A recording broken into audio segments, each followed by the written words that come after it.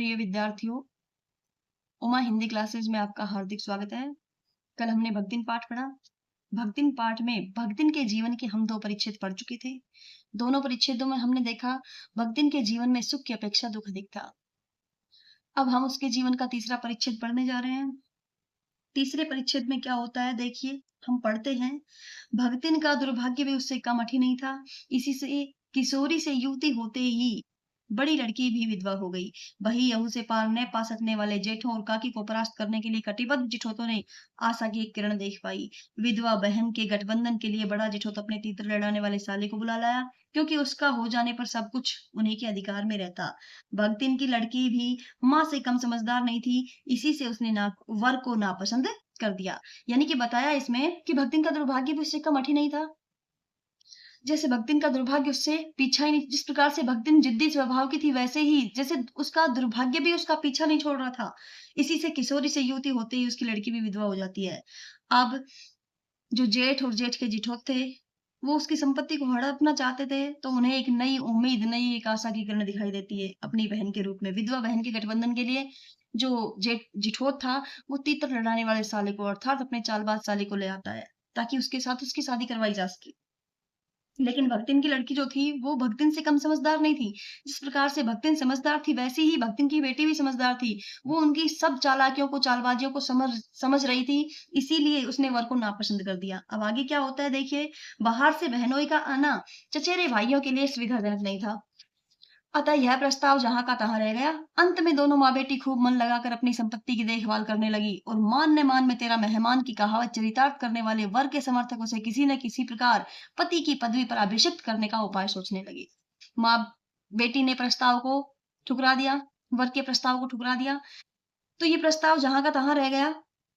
लेकिन और फिर माँ बेटी दोनों खूब मन लगा करके मेहनत करने लगी, लेकिन मान ने मान में तेरा मेहमान की कहावत चरितार्थ करने वाले जो वर के जितने भी समर्थक थे, साथ देने वाले जितने भी थे, वो उसे किसी न किसी प्रकार से वर की पदवी पर अभिषिक्त करने का सोचने लगे उपाय।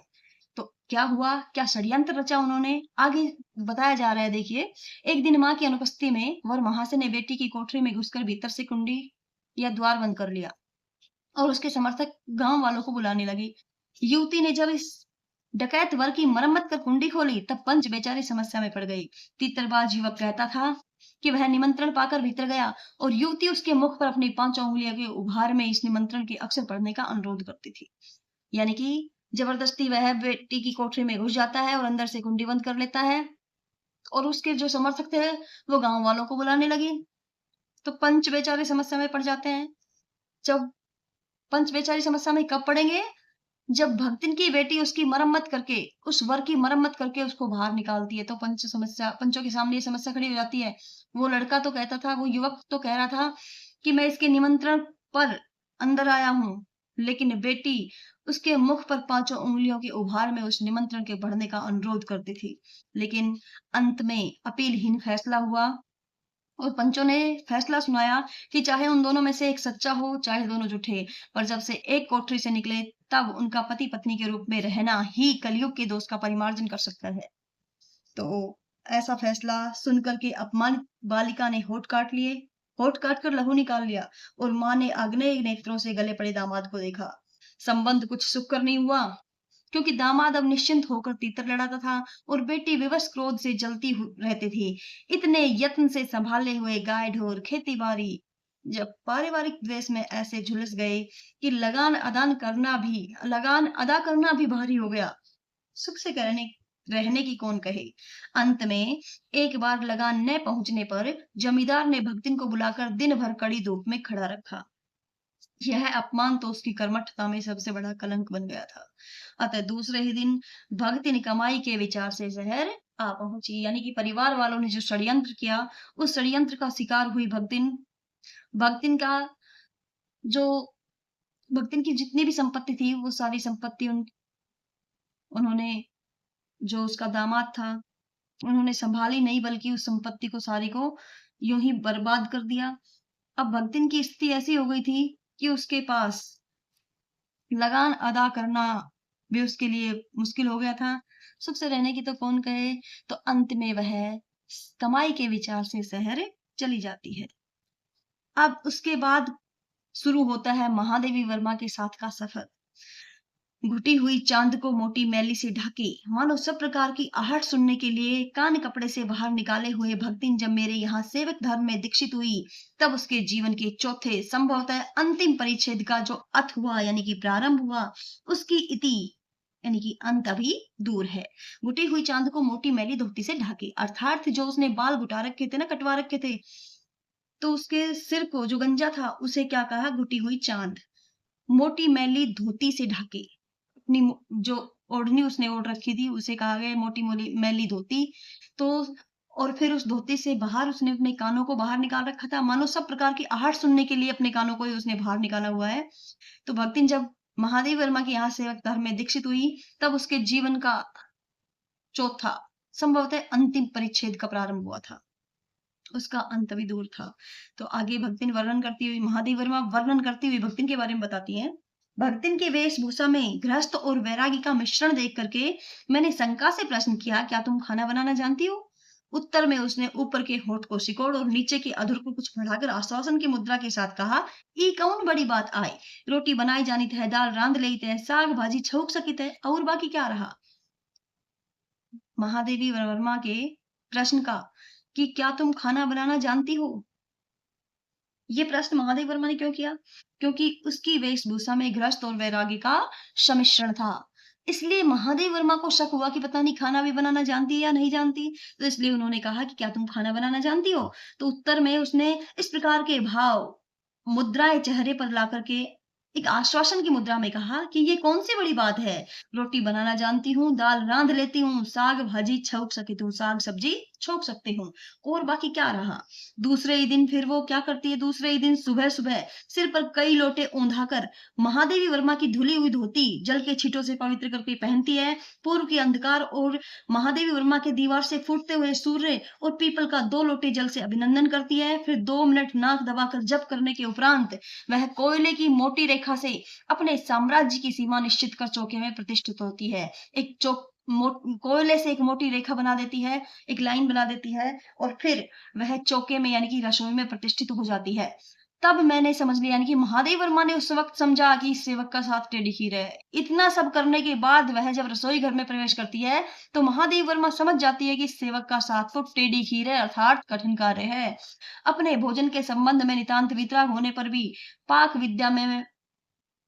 पाक विद्या के लिए परिवार में प्रख्यात हूँ। महादेव वर्मा कहती है कि भोजन के संबंध में नितांत वितराग होने पर भी, यानी कि भोजन बनाना महादेव वर्मा को पसंद नहीं, लेकिन भोजन बनाने की कला में महादेव वर्मा प्रख्यात हैं।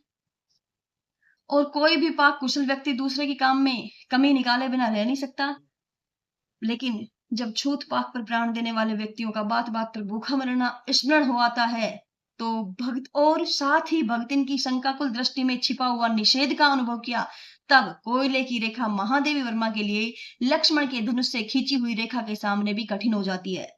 तो महादेवी वर्मा क्या करती है, निरुपाय अपने कमरे में बिछोने पर पड़ करके, नाक के ऊपर खुली हुई पुस्तक स्थापित करके, चौके में पीढ़े पर आसीन अनाधिकारी को बोलने का प्रयास करने लगती है। भोजन के समय जब महादेव वर्मा अपनी निश्चित सीमा के भीतर निर्दिष्ट स्थान ग्रहण कर लेती है, तब भक्तिन ने प्रसन्नता से लबालब दृष्टि और आत्मतुष्टि से आप्लावित मुस्कुराहट के साथ महादेवी वर्मा की फूल की थाली में 1 अंगुल मोटी रोटी और 1 अंगुल मोटी और गहरी काली चित्तीदार 4 रोटियां रखकर उसे टेढ़ा कर उसमें गाढ़ी दाल परोसती।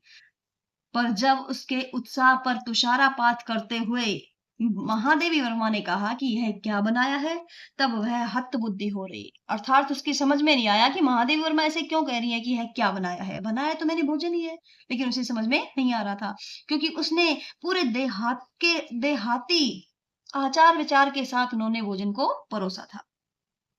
रोटियां अच्छी सेकने के प्रयास में कुछ अधिक खरी हो गई हैं, पर अच्छी हैं। तरकारियां थी, पर जब दाल बनी है तब उनका क्या काम। शाम को दाल ने बनाकर तरकारी बना दी जाएगी। घी दूध महादेव वर्मा को अच्छा नहीं लगता। उसने स्पष्टीकरण दिया कि रोटियां अच्छी सेकने के प्रयास में कुछ अधिक ज्यादा सिक गई हैं, पर अच्छी है। तरकारियां थी यानी कि सब्जियां थी, लेकिन जब दाल बनी है तो उनका क्या काम। शाम को दाल ने बना करके तरकारी बना दी जाएगी। अब महादेवी वर्मा कह रही है कि दूध घी मुझे अच्छा नहीं लगता था, नहीं तो सब कुछ ठीक हो जाता। अब न हो सके तो वो क्या कह रही है, आगे देखो। अब न हो सके तो अमचूर और लाल मिर्च की चटनी पीस ली जावे, उससे भी काम न चले तो वह गांव से लाई हुई गठरी में से थोड़ा सा गुड़ दे देगी। यानी कि उसके स्वभाव का कितना भोलापन यहाँ स्पष्ट दिखाई दे रहा है कि वो कह रही है महादेव वर्मा से कि इन सब से काम नहीं चलता है तो गांव से लाई हुई गठरी में से थोड़ा सा गुड़ दे देगी। और शहर क्या लोग क्या कलाबत्तू खाते हैं अर्थात कलाकंद खाते हैं। फिर वह कुछ अनाड़िन या फुअड़ नहीं है। अनाड़िन या फुअड़ यानी कि जैसे काम का सलीका ना हो, ऐसा कुछ नहीं है। उसे पूरी तरह से काम का सलीका है। उसके ससुर, उसके पितिया ससुर यानी कि चाचा ससुर ससुर, उसकी अजिया सास यानी कि दादी सास आदि ने उसकी पाक कुशलता के लिए न जाने कितने मौखिक प्रमाण पत्र दे डाले। अर्थात भक्तिन कहना चाहती है कि वो कोई अनाड़िन या फुअड़ नहीं है जो काम का सलीका नहीं जानती हो, वह काम का सलीका अच्छे से जानती है। क्योंकि उसके ससुर ने, उसके चाचा ससुर ने, उसकी दादी सास ने उसकी भोजन बनाने की कला के लिए, कुशलता के लिए न जाने कितनी बार उसकी प्रशंसा और बड़ाई की है। भक्तिन के इस सारगर्भित लेक्चर का प्रभाव यह हुआ कि मैं मीठे से यानी कि महादेव वर्मा को मीठा अच्छा नहीं लगता था तो इसके कारण बिना गुड़ के और घी में रुचि नहीं थी। इसके कारण सूखी रूखी दाल के साथ एक मोटी रोटी खाकर बहुत ही ठाठ से महादेवी वर्मा यूनिवर्सिटी पहुंचती हैं और न्याय सूत्र पढ़ते पढ़ते शहर और देहात के जीवन में कितना अंतर है इस बात पर वो विचार करने लगती है। आगे देखिए, महादेव वर्मा बताती हैं कि अलग भोजन की व्यवस्था करनी पड़ी क्योंकि जिस प्रकार का भोजन भक्तिन बना रही थी उस प्रकार के भोजन से महादेव वर्मा का काम नहीं चल रहा था। इसलिए उन्हें अलग भोजन की व्यवस्था करनी पड़ी क्योंकि अपने गिरते हुए स्वास्थ्य और परिवार वालों की चिंता निवारण के लिए। लेकिन प्रबंध ऐसा हो गया कि उपचार का प्रश्न ही हो गया। इस देहाती प्रथा ने जीवन की सरलता के लिए महादेवी वर्मा को इतना जागृत कर दिया था कि महादेवी वर्माएं अपनी सुविधाएं छिपाने लगी, असुविधाएं छिपाने लगी। सुविधाओं की चिंता करना तो दूर की बात थी। वो महादेवी वर्मा जो भक्तिन जो थी, उन्होंने देहाती जीवन के प्रति इतना जागृत कर दिया था महादेवी वर्मा को कि महादेवी वर्मा भक्तिन से अपनी असुविधाएं छुपाने लगी थी। इसके अतिरिक्त भक्तिन का स्वभाव ही ऐसा बन चुका है कि वह दूसरों को अपने मन के अनुसार बना लेना चाहती है। उसका स्वभाव ही ऐसा है कि वह स्वयं में कोई परिवर्तन नहीं करती बल्कि दूसरों को अपने मन के अनुसार बना लेना चाहती है, पर अपने संबंध में किसी प्रकार के परिवर्तन की कल्पना तक उसके लिए संभव नहीं। इसी से आज महादेवी वर्मा अधिक देहाती हैं। प्रश्न आएगा कि महादेवी वर्मा भक्तिन के आ जाने से महादेवी वर्मा अधिक देहाती कैसे हो गई? इसका जवाब अब दिया जा रहा है। पर उसे शहर की हवा तक नहीं लग पाई। मकई का रात को बना दलिया सवेरे मट्ठे से छाछ से सौंधा लगता है। बाजरे के तिल लगाकर बनाए गए पूरे गरम कम अच्छे लगते हैं। ज्वार के भुने हुए भुट्टे के हरे दानों की खिचड़ी स्वादिष्ट होती है। सफेद मव्वे की लपसी संसार भर के हलवे को लजा सकती है आदि। वह मुझे क्रियात्मक रूप से सिखाती रहती थी। यानी कि ये सारी बातें भक्तिन महादेवी वर्मा को क्रियात्मक रूप से सिखाती रहती, करके दिखाती रहती थी। पर यहाँ का रसगुल्ला तक भक्तिन के बोपले मुंह में प्रवेश करने का सौभाग्य नहीं प्राप्त कर सका। तो आप कह सकते हैं कि भक्तिन के आ जाने से महादेवी अधिक देहाती क्यों हो जाती है, लेकिन भक्तिन पर शहर की हवा भी नहीं लग पाई क्योंकि उसने यहाँ का शहर का रसगुल्ला तक नहीं चखा। साथ ही और भी आगे बातें बता रही है महादेव वर्मा कि मेरे रात दिन नाराज होने पर भी उसने साफ धोती पहनना नहीं सीखा। यानी कि महादेव वर्मा नाराज होती रहती थी लेकिन फिर भी वो साफ धोती नहीं पहनती थी। और महादेवी वर्मा के द्वारा स्वयं धोकर फैलाए हुए कपड़ों को भी तय करने के बहाने सिलवटों से भर देती थी। और महादेवी वर्मा कहती हैं कि मुझे उसने अपनी भाषा की अनेक दंत कथाएं कंठस्थ करा दी थी, पर वह पुकारने पर आए के स्थान में जी कहने का शिष्टाचार भी नहीं सीख सकती थी। इस प्रकार से भक्तिन ने महादेव वर्मा को अधिक देहाती बना दिया, लेकिन अपने ऊपर उसने शहर की हवा भी नहीं लगने दी। भक्तिन अच्छी है यह कहना कठिन होगा क्योंकि उसमें दुर्गुणों का अभाव नहीं। अर्थात कहने का मतलब यह है कि उसमें कुछ दुर्गुण भी थे। वह सत्यवादी हरिश्चंद्र नहीं बन सकती थी। वह हरिश्चंद्र राजा हरिश्चंद्र की तरह सत्यवादी तो नहीं थी, पर नरो व कुंजरोवा कहने में भी विश्वास नहीं करती थी। नरो व कुंजरोवा यानी कि ये जो प्रसंग है ये महाभारत से संबंधित है। जो अश्वत्थामा, द्रोणाचार्य के पुत्र द्रोणाचार्य को हराने के लिए अश्वत्थामा मारा गया नर या हाथी, इस प्रकार का जो प्रसंग दोहराया गया था उस प्रसंग के संदर्भ में है कि इतना बड़ा झूठ बोलने में भी वो विश्वास नहीं करती थी। मेरे इधर उधर पड़े हुए रुपए पैसे भंडार घर की किसी मटकी में कैसे अंतर्हित हो जाते हैं, यह रहस्य भी भक्तिन जानती है। पर उस संबंध में किसी के संकेत करते ही वह उसे शास्त्रार्थ के लिए चुनौती दे डालती है, जिसको स्वीकार कर लेना किसी तर्क शिरोमणि के लिए संभव ही नहीं है। यह उसका अपना घर ठहरा, तो पैसा रुपया जो इधर उधर पड़ा देखा, संभाल कर रख लिया, ये क्या चोरी है? उसके जीवन का परम कर्तव्य मुझे प्रसन्न रखना है। इस बात से मुझे क्रोध आ सक जिस बात से मुझे क्रोध आ सकता है, उसे बदलकर इधर-उधर करके बताना क्या झूठ है? इतनी चोरी और इतना झूठ तो धर्मराज महाराज में भी होगा, नहीं तो वे भगवान जी को कैसे प्रसन्न रख सकते थे और कैसे संसार को चला सकते थे? इस प्रकार से उसने कहा। जब कोई भी व्यक्ति महादेव भक्तिन के बारे में कहता कि महादेवी वर्मा के घर में पड़े हुए पैसों को उठा करके भक्तिन चोरी कर लेती है, तो यहाँ वो उसे शास्त्रार्थ के लिए चुनौती दे डालती और कहती कि यह उसका अपना घर ठहरा। रुपया पैसा इधर-उधर पड़ा देखा तो संभाल कर रख लिया, तो क्या ये चोरी है? इतनी चोरी और इतना झूठ तो धर्मराज महाराज में भी होगा, नहीं तो वो भगवान जी को कैसे प्रसन्न करते और कैसे संसार को चलाते? इस प्रकार से वो तर्क देती। आगे देखिए, शास्त्र का प्रश्न भी भक्तिन अपनी सुविधा के अनुसार सुलझा लेती है। तो आप प्रश्न बनता है यहाँ पर कि शास्त्र का प्रश्न भी भक्तिन अपनी सुविधा के अनुसार सुलझा लेती है, कैसे? अब महादेव वर्मा बता रही हैं कि मुझे स्त्रियों का सिर घुटाना अच्छा नहीं लगता था, यानी कि बाल मुंडवाना, सिर मुंडवाना अच्छा नहीं लगता था, अतः मैंने भक्तिन को रोका। तो उन्होंने भक्तिन को रोका, तो भक्तिन ने अकुंठित भाव से उत्तर दिया कि शास्त्र में लिखा है ऐसा। कुतूहलवश महादेव वर्मा पूछ बैठी, क्या लिखा है? तो भक्तिन ने तुरंत उत्तर दिया, तीरथ गए मुंडाइशित। अब कौन से शास्त्र का यह रहस्यमय सूत्र है, यह जान लेना महादेवी के लिए संभव ही नहीं था। अतः हार कर महादेव वर्मा चुप रह जाती हैं और भक्तिन का चूड़ा कर्म हर बृहस्पतिवार को एक दरिद्र नापित के गंगा जल से धुले उस्त्रे द्वारा यथाविधि निष्पन्न होता रहा। यानी कि भक्तिन का जो बाल कटवाने का जो कार्यक्रम था, वो हर बृहस्पतिवार को एक गरीब नाई के गंगा जल से धुले हुए उस्त्रे द्वारा यथाविधि संपन्न होता रहा। लेकिन वो महादेवी वर्मा के कहने पर भी बाल उसने मुंडवाना नहीं छोड़ा और शास्त्र के प्रश्न को भी इस प्रकार से उसने सुविधा से सुलझा लिया कि ऐसा शास्त्र में लिखा है, जबकि ऐसा कुछ भी शास्त्र में किसी शास्त्र में ऐसा नहीं लिखा हुआ था।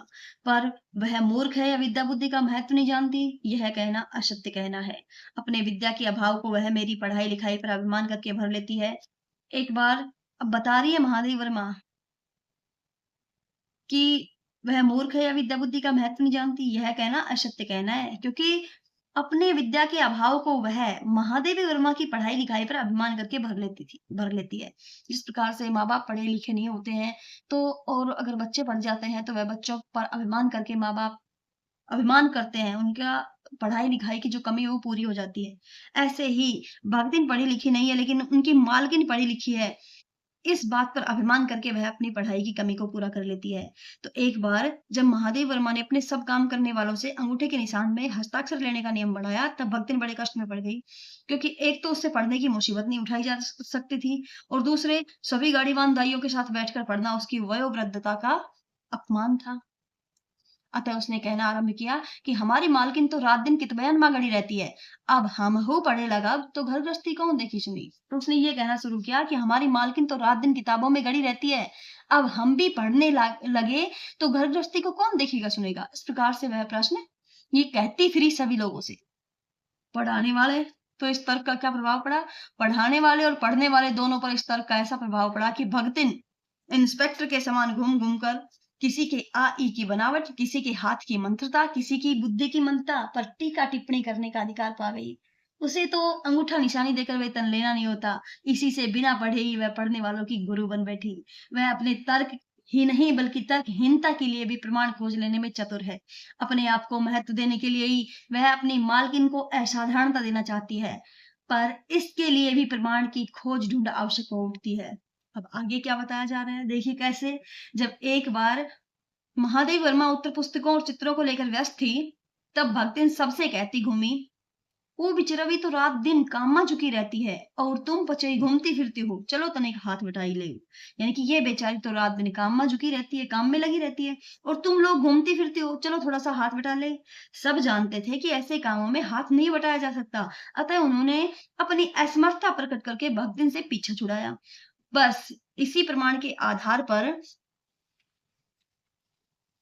भक्तिन कहती फिरी कि उसकी मालकिन जैसा काम कोई जानता ही नहीं, इसी से तो बुलाने पर भी कोई हाथ बटाने की हिम्मत नहीं करता। पर वह स्वयं कोई सहायता नहीं दे सकती। इसे मानना उसके लिए अपनी हीनता स्वीकार करना था। इसी से वह दरवाजे पर बैठ जाती और बार-बार कुछ काम करने का आग्रह बताती। कभी उत्तर पुस्तकों को बांधकर, कभी अधूरे चित्रों को कोने में रखकर, कभी रंग की प्याली धोकर और कभी चटाई को आंचल से झाड़कर वह महादेवी वर्मा की बहुत अच्छी सहायता पहुंचाती। उससे इस सहायता से भगतिन का अन्य व्यक्तियों से अधिक बुद्धिमान होना प्रमाणित हो जाता है। यानी कि भगतिन अन्य व्यक्तियों से किस प्रकार से बुद्धिमान थी, इसका आंसर ये जो बताया है, ये आ जाएगा कि उत्तर पुस्तकों को बांधकर, कभी अधूरे चित्र को कोने में रखकर, कभी रंग की प्याली को धोकर, जिस प्रकार की वह सहायता महादेव वर्मा की किया करती थी, वैसी सहायता अन्य लोग नहीं कर सकते थे, नहीं करते थे। वह जानती है कि जब दूसरे मेरा हाथ बटाने की कल्पना तक नहीं कर सकते थे, तब वह सहायता की इच्छा को भी क्रियात्मक रूप देती है। इसी से मेरी किसी पुस्तक के प्रकाशित होने पर उसके मुख पर प्रसन्नता की आभा वैसे ही चमक वैसे ही उद्भासित हो जाती है, जैसे स्विच दबाने से बल्ब में छिपा आलोक। यानी कि जिस प्रकार से जैसे इसीलिए महादेव वर्मा की सहायता भक्तिन किया करती थी। इसीलिए महादेव वर्मा बताती हैं कि मेरी किसी भी पुस्तक के प्रकाशित होने पर उसके मुख पर वैसे ही प्रसन्नता की चमक दिखाई देती है, जैसे किसी हम स्विच को दबाते ही बल्ब में छिपा हुआ आलोक दिखाई देने लगता है, वैसे ही उसके चेहरे पर प्रसन्नता दिखाई देती थी। तो फिर वो क्या करती भगतिन, सूने में ले जाकर के एकांत में ले जाकर के बार-बार उस पुस्तक को छूकर, आँखों के निकट ले जाकर और सब ओर घुमा-फिरा करके देखती रहती, मानो वह उसमें अपनी सहायता का अंश खोजती है। और फिर उसकी नज़र में व्यक्त आत्मघोष कहता है कि उसे निराश नहीं होना पड़ा। यह स्वाभाविक भी है कि अगर कोई व्यक्ति किसी व्यक्ति की सहायता करता है, तो ये स्वाभाविक भी है कि वह उसमें अपनी सहायता ढूँढता है। किसी चित्र को पूरा करने में व्यस्त जब बार-बार कहने पर भी भोजन के लिए महादेव वर्मा नहीं उठती, तब भक्तिन क्या करती? कभी दही का शरबत, कभी तुलसी की चाय वहीं दे करके उसे भूख का कष्ट नहीं सहने देती। अर्थात एक माँ की तरह, एक परिवार के सदस्य की तरह भक्तिन महादेव वर्मा की सहायता या ध्यान रखा करती थी।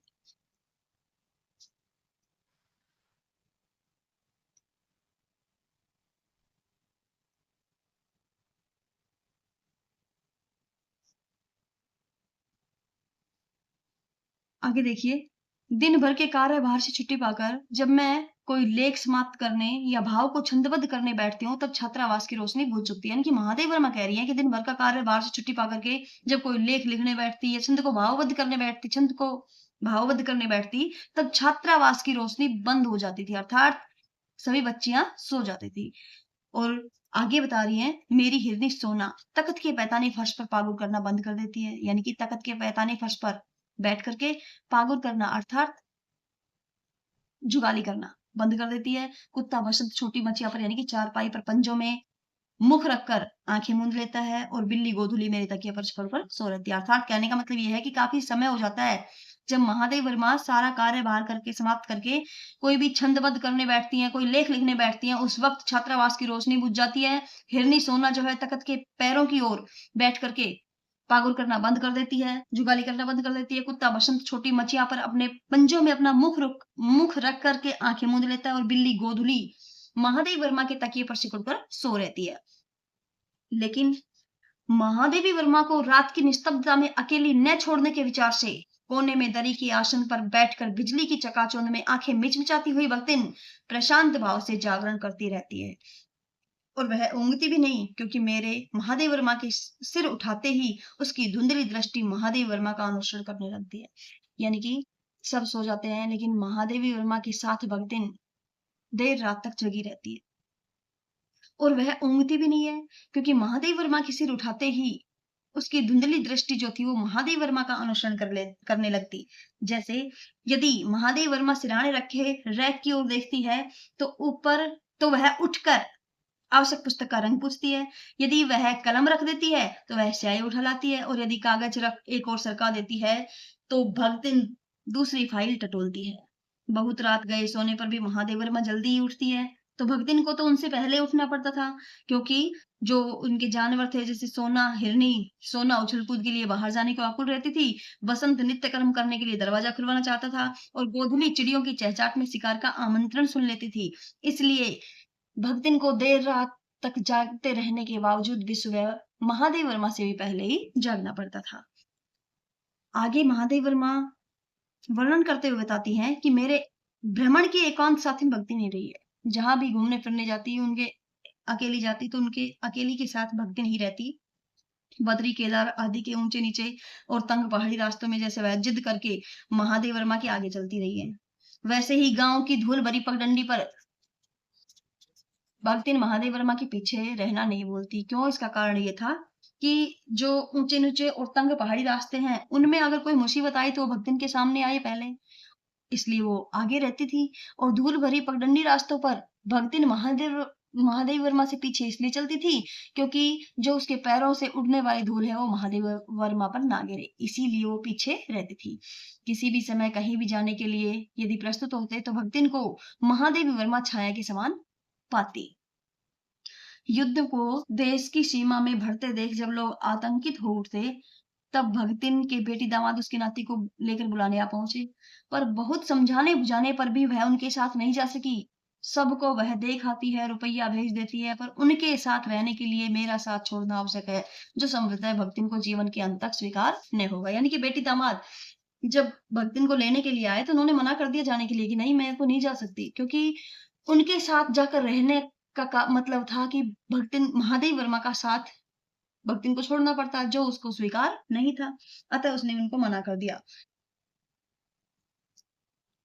जब गत वर्ष युद्ध के भूत ने वीरता के स्थान में पलायनवृत्ति जगा दी थी, तब भक्तिन पहली बार सेवक की विनती मुद्रा के साथ महादेव वर्मा से गांव चलने का अनुरोध करने के लिए आई।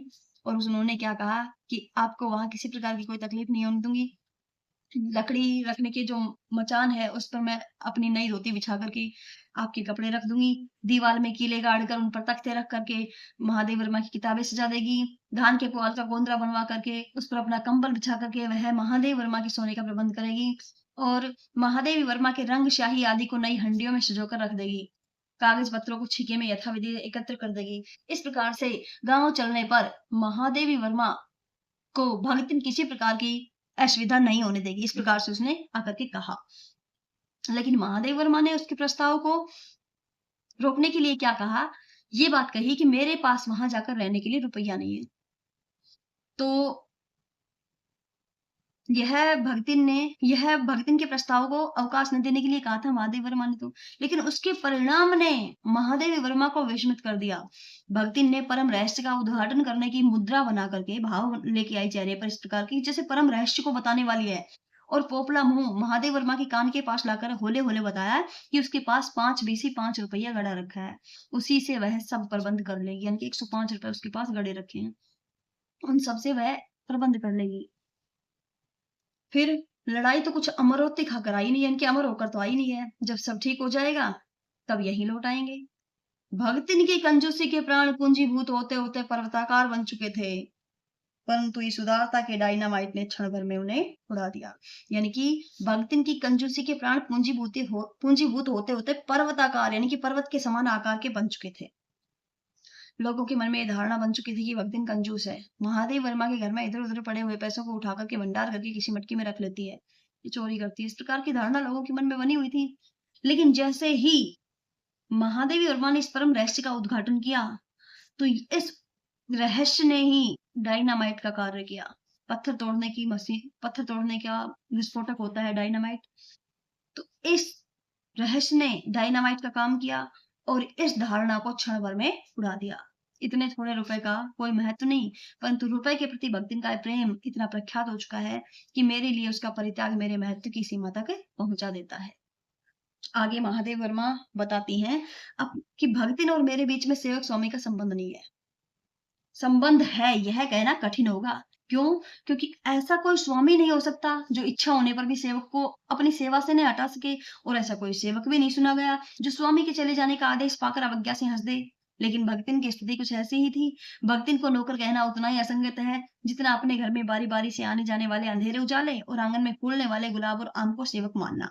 यानी कि जिस प्रकार से हम आने वाले सुख दुख, अंधेरे उजाले से तात्पर्य सुख दुख, और आंगन में फूलने वाले गुलाब और आम को सेवक नहीं मान सकते, वैसे ही हम भक्तिन को भी महादेव वर्मा की सेविका नहीं मान सकते। इस प्रकार से उन्होंने कहा कि भगतिन भी मेरी सेविका ऐसे ही नहीं थी, क्योंकि वो जिस प्रकार से एक अलग अस्तित्व रखते हैं, वैसे ही महादेव वर्मा बताती है कि भगतिन का भी एक अलग अस्तित्व था, और जिसे सार्थकता देने के लिए ही वह भगतिन के जीवन से, महादेव वर्मा के जीवन से जुड़ी हुई थी। उसी प्रकार भगतिन का स्वतंत्र अस्तित्व अपने विकास के परिचय के लिए ही मेरे जीवन को घेरे हुए, इस प्रकार से उन्होंने स्पष्ट किया।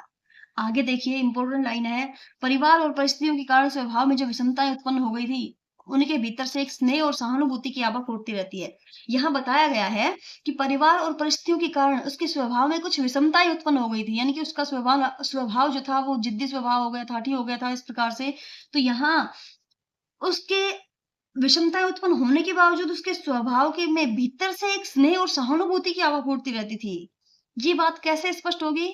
आगे बताया जा रहा है, देखो इसी कथन का आंसर दिया जा रहा है। इसी से उसके संपर्क में आने वाले व्यक्ति उसके जीवन की सहज मार्मिकता ही पाते हैं। छात्रावास की बालिकाओं में कोई अपनी चाय बनवाने के लिए देहली पर बैठी रहती है, कोई बाहर खड़ी रहती है, और कोई बाहर खड़ी महादेव वर्मा के लिए बने नाश्ते को चखकर उसके स्वाद की विवेचना करती रहती है।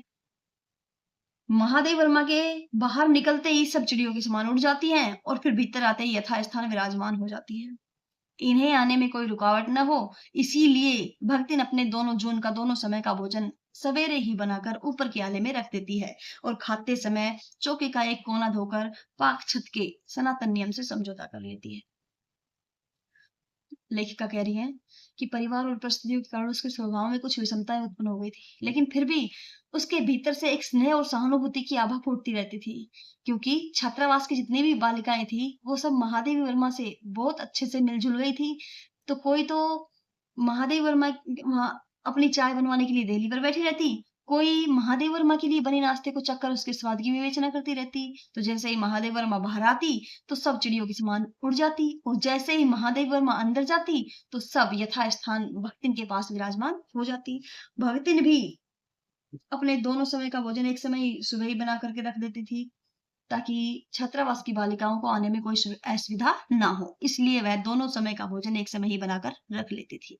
अब आगे स्पष्ट किया है महादेव वर्मा ने, देखो कि मेरे परिचितों और साहित्यिक बंधुओं से भी भगतिन विशेष परिचित है, पर उनके प्रति भगतिन के सम्मान की मात्रा मेरे मेरे प्रति उनके सम्मान की मात्रा पर निर्भर है। भगतिन उन लोगों का उतना ही सम्मान करेगी जितना वो लोग महादेव वर्मा का सम्मान करते हैं, और सद्भाव उनके प्रति मेरे सद्भाव से निश्चित होता है कि मैं उन लोगों का कितना सम्मान करती हूँ, उनके प्रति कैसी भावनाएं रखती हूँ, ऐसी ही भावनाएं भगतिन उनके लिए रखती थी। इस संबंध में भगतिन की सहज बुद्धि विस्मित कर देने वाली है। वह किसी को तो आकार प्रकार और वेशभूषा से याद रखती है, और किसी को नाम के बिगड़े हुए रूप द्वारा। कवि और कविता के संबंध में उसका ज्ञान तो बढ़ा है, पर उसका आदर भाव नहीं बढ़ा।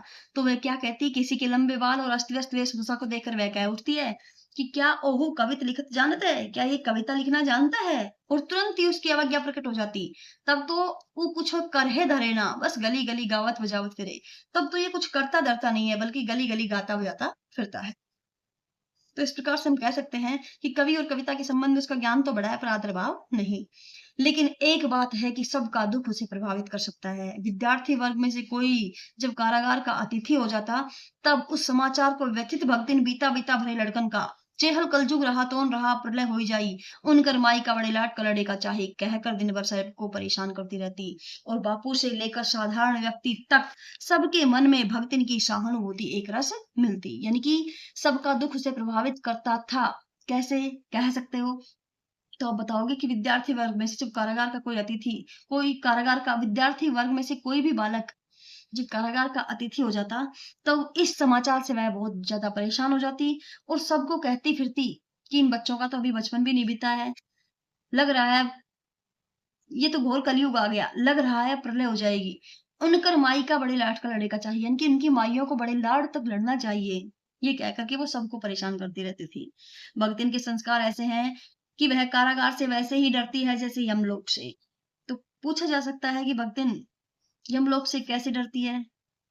कारा कारागार से, ठीक है।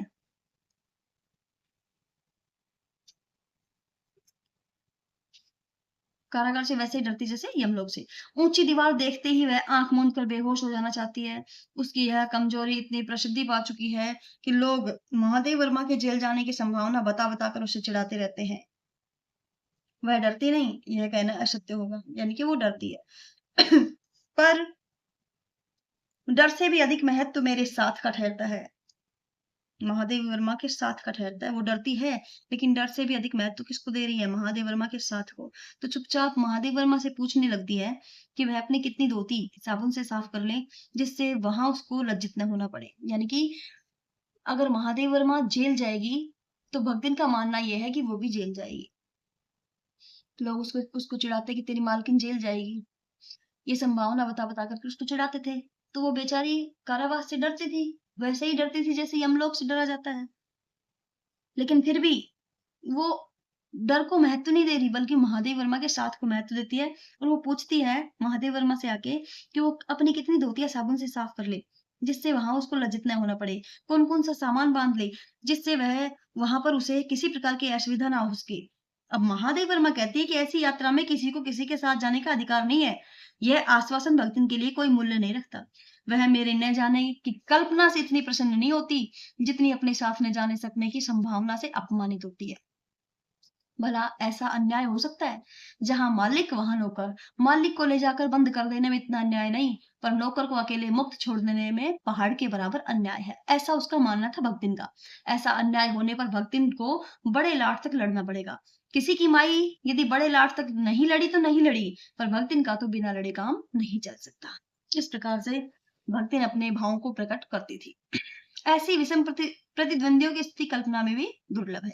ऐसे विषम प्रतिद्वंदियों की स्थिति कल्पना में भी दुर्लभ है, यानी कि कल्पना में भी बहुत कठिन है, जो इस प्रकार के प्रतिद्वंदी देखने को मिलेंगे। अब महादेव वर्मा कहती है कि मैं प्राय सोचती हूँ, जब ऐसा बुलावा आ पहुंचेगा जिसमें न धोती साफ करने का अवकाश रहेगा, न सामान बांधने का, न भक्तिन का रुकने का अधिकार होगा, न मुझे रोकने का, तब चिर विदा के अंतिम क्षणों में यह देहातिन वृद्धा क्या करेगी और मैं क्या करूंगी। अर्थात कहना चाहती है महादेव वर्मा कि जब ऐसा बुलावा आ पहुंचेगा, यानी कि उनकी मृत्यु का बुलावा जब आ जाएगा, जिसमें ना तो धोती साफ करने का अवकाश रहेगा, न सामान बांधने का, ना भक्तिन को रुकने का अधिकार होगा और ना ही महादेव वर्मा को रोकने का, तब चिर विदा के उस लंबी विदाई के अंतिम क्षणों में वह देहातिन हृदय क्या करेगी और मैं क्या करूंगी। भक्तिन की कहानी अधूरी है, उसे खोकर महादेवी वर्मा पूरा करना नहीं चाहती। तो बेटा, इस प्रकार से हमने भक्तिन का परिचय पढ़ा, भक्तिन के जीवन के बारे में हमने जाना कि किस प्रकार से भक्तिन ने अपने जीवन में संघर्ष किया।